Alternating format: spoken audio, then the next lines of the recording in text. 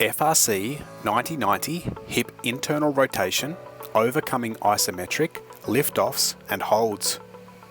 I would use this variation of the FRC 90-90 hip internal rotation once a client can comfortably sit on the floor and perform 90-90 hip internal rotation liftoffs.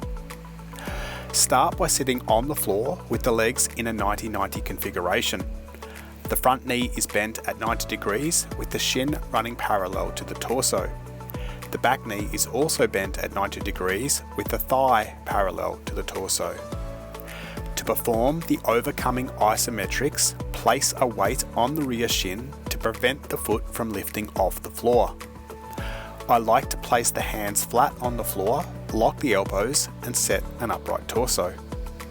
Next, take a deep breath into the belly and create tension to limit the movement to the rear hip capsule.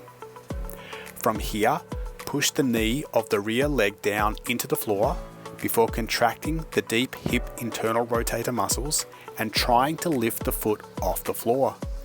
The weight will prevent this from happening, but the intention is there. You will feel the hip internal rotator muscles working. This can be performed for 1 or more repetitions between 5 to 30 seconds of isometric holds in each rep. Next, to perform the liftoffs, the setup is the same as the overcoming gravity movement, but without the weight on the shin.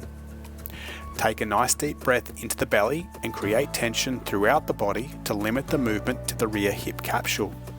From here, push the knee of the rear leg down into the floor before contracting the deep hip internal rotator muscles and lifting the foot off the floor as high as you can.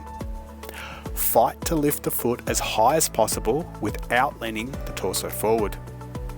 Do not allow the foot to come crashing down. Slowly lower the foot back to the floor under control. Perform the prescribed number of repetitions.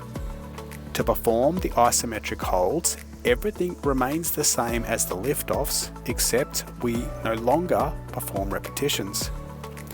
Internally rotate the rear hip, lift the foot off the floor as high as possible, and fight to hold the topmost position. This is an active contraction where we are trying to increase the range of motion. Hold the isometric contraction for the prescribed time.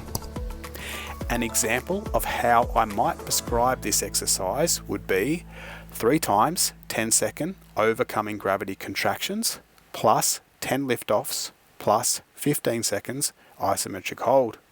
Enjoy!